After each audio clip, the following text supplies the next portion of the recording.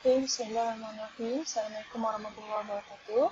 So, pada hari ini kita akan continue dengan kita punya next topic, which is Organizational Design and Structure untuk subjek SPPE 2022 Industry and PPE. So, for this topic, kita punya dulu dia punya topic outcome. The first one is the Organizational Structure and Principle. Kita akan belajar juga way to structure an organization, the advantages and disadvantages of different organizational structure, dan juga secret detection melalui aktiviti yang telah saya sediakan lah. So basically, the idea of today's topic is kita belajar macam mana struktur organisasi dan prinsip-prinsip dalam struktur organisasi dekat industri. Okay. So, the basic organizational structure dekat dalam sesuatu organisasi, yang pertama is the organizing, which is the process by which managers establish working relationships among employees to achieve goal.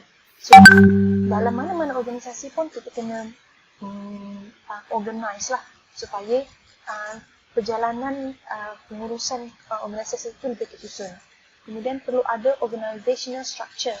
Okay, organizational structure, which is a formal system of tasks and reporting relationships showing how workers use resources. Jadi bila kita ada organizational structure, bila kita ada hierarchy, maknanya pekerja kita tahu ataupun organisasi tersebut, mereka yang bekerja dalam organisasi tersebut tahu bagaimana untuk menjalankan tugas masing-masing. Kemudian ada organization chart, a chart that shows the structure of the organization, okay, termasuklah title-title dan juga manager's position dan bagaimana connecting line between setiap hierarchy tersebut. Kemudian last kali kita ada organizational design, which is the process by which managers make specific choice that result in a particular kind of organizational structure, usually presented in the form of an organization chart. Jadi sebenarnya carta organisasi ini sangat penting. Okay, bila kita buat apa-apa organisasi ke, kita perlu pastikan supaya pertama sekali organisasi chart tu kena ada. Siapa yang menentukan carta organisasi suatu tempat. Dia katalah dia punya bos, kemudian dia adakan delegate dia punya kerja. Tetapi dalam organisasi tersebut, dia bukan sekadar menyambangkan siapa yang berada di atas, siapa yang berada di bawah. Tetapi dia juga menggambarkan kepada siapa task tersebut dan reporting tersebut perlu dijalankan. Okay, so this is an example of an organization chart. So ini very simple organization chart lah. Okay, kalau kita tengok, this is an information service group. Okay, dia start dengan dia punya manager. Kemudian bawah manager ni dia ada leader-leader dia. So satu start dengan knowledge architecture. Kemudian ada search system, search ataupun sistem punya leader. Kemudian ada design punya leader. So bawah leader ada orang lain pula, ada pekerja-pekerja bawahan dia. Okay, yang ini bekerjasama dengan customer. Okay, mungkin dia ada orang yang menguruskan katalog. And then ada taxonomy designer, ada designer dia. Okay, kalau bagi search ataupun sistem punya leader, bawah dia ada developer dan juga sistem admin. Kalau bagi design, ada assistant designer. So designer ni sebagai dia punya leader lah, bawah dia mungkin jadi assistant designer. Lebih kurang macam itulah carta organisasi. Baik, yang seterusnya adalah organizational structure principles. Okay, jadi ada 5 prinsip dalam sebuah organisasi. So yang pertama is the chain of command. Chain of command ni macam yang saya terangkan tadi lah, which is bila kita berada dalam satu organisasi, kita kena tahu arahan tu jatuh kepada siapa. Kita ambil contoh yang paling mudah. Seperti saya sebagai seorang pensyarah kanan, saya kena direct immediate saya punya adalah ketua jabatan saya, which is PM Dr. Yusri lah. Saya berada dalam jabatan TDAT. Kemudian atas daripada Dr. Yusri adalah Prof. Fatin, which is kita punya pengurusi. So chain of command tu kita kena faham supaya menunjukkanlah bagaimana sesuatu organisasi itu bekerja. Okay. So chain of command is the management principle that no person should report to more than one boss. Kenapa tak boleh ada satu person yang report to more than one boss? Maksudnya kita kena report pada satu boss saja. Kenapa tak boleh dua? Cuba fikirkan, kenapa tak boleh dua? Okay. Kita tak boleh ada dua bos sebab kita tak nak ada conflict of interest. Kita tak nak ada conflict of direction ataupun kita tak nak ada conflict of task. Okay? Kita nak baca contoh, bos A suruh awak sediakan dokumen. Tetapi bos B suruh awak siapkan sistem. Jadi, bos mana yang awak nak ikut? That's why dalam chain of command mesti ada satu bos saja. Jadi kalau kita tengok tadi carta organisasi, semua dia ada report kepada satu leader saja. Tak pernah ada dua leader. Okay. Kemudian, the next principle is the span of control. Okay, the number of subordinates a manager can direct efficiently and effectively. It depends on sesuatu organisasi. Sebaiknya, tak bolehlah satu bos ini dia nak handle lebih kepada 100 orang di bawah subordinate dia. Subordinate ni orang bawahan. Okay. 100 orang ini terlalu ramai. Mana kita nak tengok dia buat kerja, mana kita nak tengok kerja apa yang kita nak delegate. 100 orang terlalu ramai. That's why kita kena ada carta organisasi. Mungkin 100 orang ini di bawah leader-leader yang lebih kecil. Okay. 100 orang dibagikan kepada 20 contohnya. Satu department finance, satu department HR. Jadi dia nampak lebih span of control tu lebih teratur. Okay. Kemudian kena ada sense of authority, which is the rights inherent in a managerial position to give order and expect them to be obeyed. Jadi, seorang dalam satu organisasi ni, kita kena beri authority kepada leader-leader ni. Dan pekerja-pekerja kena fahamlah, oh ini dia punya boss, so dia ada authority kat atas kita. Yang ni kena fahamlah, kita kena professional. Kemudian kena ada sense of responsibility and obligation to perform assigned activity. Responsibility bukan kepada kita subordinate, juga kepada leader, juga kepada kita punya head of department dan juga yang paling atas sekali mungkin chief executive officer CEO kita. And kena ada sense of power where an individual capacity to influence decision. Jadi kedua-dua ni lebih kepada top management lah. Okay? Responsibility and power ni mereka ini walaupun mereka ada rasa bertanggungjawab, mereka ada kuasa, mereka tidak boleh salah gunakan kedua-duanya. Tetapi kedua-dua prinsipal ini penting. Yang ke bawah ni penting supaya mereka ni dapat lead subordinate mereka dengan baik lah. Okay. Baik. Baik, kita tengok dulu chain of command. Okay, ni macam saya terangkan tadi. Chain of command, bagaimana saluran task tu diberikan. Contoh macam daripada captain. Okay. Dia nak uruskan katalah 100 orang. So 100 orang terlalu ramai. Kalau dia tak lantik head of personnel, dia tak lantik chief engineer, dia tak lantik research director, dia tak lantik chief medical officer dan dia tak lantik head of security. Jadi katalah kalau dia dah bahagikan ni, katalah setiap orang ni dia dapat subordinate ni 20-20. Jadi benda tu lebih teratur, organisasi dia lebih tersusun, cara nak penyampaian task dia lebih baik. Okay. Kemudian head of personnel ni akan sampaikan juga kepada subordinate dekat bawah dia. Jadi yang dia assistant reporting kepada head of personnel, civilian kepada dia. Tapi cargo tax dia report kepada quartermaster. Begitulah. Engineering apprentice report kepada engineer.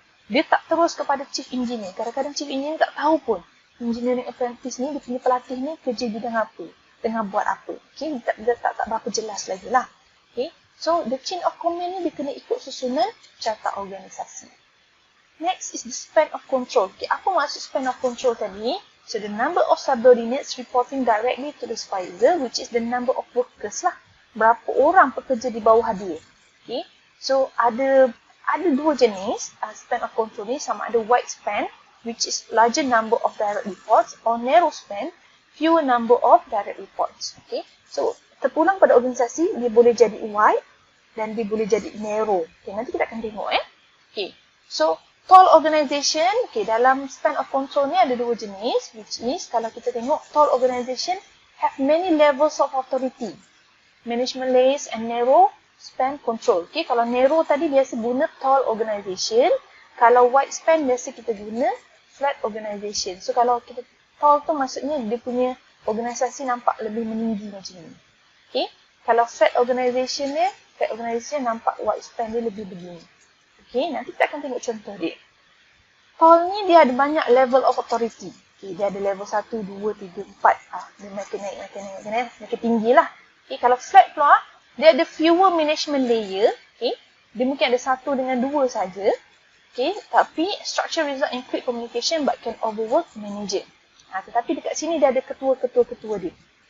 Ketua dia semua sama level, sama pangkat. Kalau macam contoh kat atas ni adalah head of department, bawah dia semua manager. Tapi kalau macam yang tall organisation ni, dia start ada CEO, pergi manager, manager pergi assistant manager pergi engineer pergi assistant engineer, contohnya macam tu. Alright. Okay. So this is the difference lah between tall organisation and flat organisation. So kat sini nampak 1, 2, 3, 4, 5. Dia ada 5 level. Yang ini dia ada 1, 2, 3 sahaja. Tapi level 3 dia ni dah ada berapa orang yang sama pangkat. See? So ini yang perbezaan antara flat organisation and tall organisation. Okay. Kemudian kita tengok the next principle in an organizational structure, which is the authority. Okay. Ada 2 types of authority, which is the line authority and also staff authority. So a line authority, the position authority given and defined by an organization that entitles a manager to direct the work of operative employees. So tadi tengok dalam dia punya organizational structure dia tu. So dia authority dia ke atas line yang dia bekerja sahaja. Alright. Kemudian staff authority, position that have some authority but that are created to support, assist and advise the holders of line authority. Tapi ada juga mungkin kalau contoh ke atas ni dia manager sama manager. Okay. Dia ada authority kepada dia, dia ada authority kepada dia. Diberikan oleh sesuatu organisasi terpulang. Tetapi authority diberikan tu dengan syarat dia kena menghormati jugalah orang bawahan dan juga orang atasan dia. Apakah itu authority? The power to hold people accountable for their actions and to make decision concerning the use of organizational resources. Jadi kita kena bagi authority lah. Baik kepada pekerja ataupun baik kepada kita punya mereka punya leaders. Dan hierarchy of authority is an organization of chain of command specifying the relative authority of each manager. Sebenarnya prinsipal ini dia related. So tadi kita ada chain of control, chain of command, kita ada span of control. Maka yang ini adalah authority. So setiap authority, setiap level of chain of command tu diberikan authority. Jadi mereka kena hormatlah kepada orang atasan. Dan last kali is berkenaan dengan kuasa lah, power and juga responsibility tadi dia berkait rapat. Okay. Power ni dia ada 5 jenis. Yang pertama legitimate power, which is power based on one's position in the formal hierarchy. Ini maknanya legitimate ni yang sah lah. Kuasa mutlak lah kita panggil kuasa mutlak. Okay. Contoh CEO. Okay. Kemudian dia ada manager, dia ada siapa lah. Okay. So CEO ni diberi kuasa mutlak lah. Okay. Ini legitimate. Coercive power based on fear. Okay. Contoh yang dekat atas ni, dia punya jawatan tak adalah lebih tinggi daripada CEO. Tapi orang takutkan dia. Kerana dia ni garang dan dia ni strict dalam kerja. Dia ni perfectionist. Jadi dia pun juga diberikan kuasa. Tetapi pekerja takut dengan dia lah. Sebab dia garang dan dia jadi strict. Okay, itu coercive power. Kuasa yang dipaksa. Orang kata coercive. Kemudian reward power, which is based on the ability to distribute something that others value. Yang ini adalah kerana mungkin dia ni diberikan authority, diberikan kuasa lah, diberikan tanggungjawab untuk memberi kenaikan pangkat kepada pekerja dia. Okay. So dia diberikan lah, reward ataupun diberikan authority untuk beri reward kepada pekerja dia. Okay. Itu ada kuasa untuk memberikan reward. Okay. Kemudian expert, which is the kuasa based on dia punya expert. Orang beri dia kuasa, orang beri dia jawatan tinggi seperti manager ataupun engineer di sini kerana dia memang expert dalam dia punya skill dan knowledge dia. Okay. Dan last kali is reference, power based on identification with person who has resources or traits. Okay. Ini kalau kita kata macam senang cakap, orang kata zaman sekarang ni pakai kabel lah. Dia refer by someone yang orang kata ada influence, jadi dia diberikan kuasa. Tapi dia tak melalui lah proses expertise, dia tak melalui proses coercive, dia tak melalui proses legitimate, tak. Okay? Mungkin dia berada shortcut jalan dia. Ataupun dia juga direferkan oleh dia punya orang atasan dia. Okay, saya ambil contoh, sini adalah engineer, okay, dan atas ni adalah manager dia. Okay, manager dia propose kepada dia punya CEO bahawa engineer dia ni memang perform dengan sangat baik. Jadi dia referkan engineer dia supaya naik sama level dengan dia, which is the manager. Lebih kurang macam itulah maksud dia. Okey. Ada beberapa cara untuk kita menstrukturkan sebuah organisasi. Yang pertama is a simple structure. Which an organization form in which the owner manager makes most of the decision and control activities and the staff serve as an extension of the top executive. Biasa simple structure ni untuk organisasi yang kecil lah. Cukup dia baru nak bangunkan, dia sebagai seorang CEO, dia ada HR manager dia ada finance manager dia, dan dia ada operation manager. Cukup. Very simple. Kemudian ada organisation by function, which is the business according to what each section or department does. So function macam saya terangkan tadi juga, sama juga. Which is kalau HR dia menguruskan HR saja, finance menguruskan finance saja, dan operation menguruskan operation saja. Kalau bezanya dengan simple structure ni is like macam dia ada beberapa pekerja saja. Katalah contoh A, kemudian dia ada B, kemudian ada C dan kemudian ada D. Dan kadang-kadang dia letakkan D ni tak ada jawatan, tak ada apa. Tetapi mereka buat kerja satu sama lain, bergantung kepada satu sama lain lah. Bekerjasama antara satu sama lain. Kemudian sama ada struktur organisasi itu by product atau activity according to the different products made. Katalah ini untuk syarikat yang besar, saya ambil contoh Samsung. Satu department uruskan Samsung punya telefon. Satu department uruskan Samsung punya TV. Satu uruskan Samsung punya peti sejuk. Itu by product. Kemudian by area, geographical and regional structure. Kita ambil contoh macam Petronas. So Petronas, dia ada organisasi dia dekat syarikat dia, dekat Johor ada, dekat KL ada, dia punya HQ, and then dekat Terengganu ada, and dekat overseas pun ada. Jadi dia ikut area lah. Kalau ketua dekat Sarawak pun ada. So ketua dekat Sarawak siapa? Ketua dekat Sabah siapa? Ketua dekat Terengganu siapa? Ketua dekat Johor siapa? Dan ketua dekat KL siapa? Itu by area. Kemudian by customer needs, where different customer group have different need. Kadang-kadang dia boleh bahagikan juga. Contoh kalau kita ambil Samsung tadi, alright, kita bahagikan department. Mereka yang berada zaman Gen Z lah, Gen Z, yang sukakan gadget, telefon, and apprentice and so on lah. Lepas tu dia lepas tu ada up sikit kepada golongan yang bekerja korporat. Dia suka guna telefon Note yang ada pen. Kemudian dia up sikit, dia nak fokuskan kepada golongan suri rumah. So dia keluarkan mesin basuh dan juga peti sejuk. Contohnya macam itulah. So based on customer needs. Alright. So functional structure dia ada advantage and disadvantage dia. Nanti boleh tengok setiap satu. Kemudian ini adalah contohlah by function. So kita ada finance and administration, kemudian ada marketing, kemudian ada real estate. So ini based on dia punya function. Kemudian by product pun ada advantages and disadvantages. Yang ini saya nak awak go through and study sendiri, tengok betul-betul. Customer are served by self-constraint. So boleh tengok pada slide saya yang saya sharekan nanti. So ini contoh yang saya kata the by product. Soap product, hair product, feed, makeup product and fragrance product. Dan kemudian area of structure, macam contoh saya bagi Petronas tadi.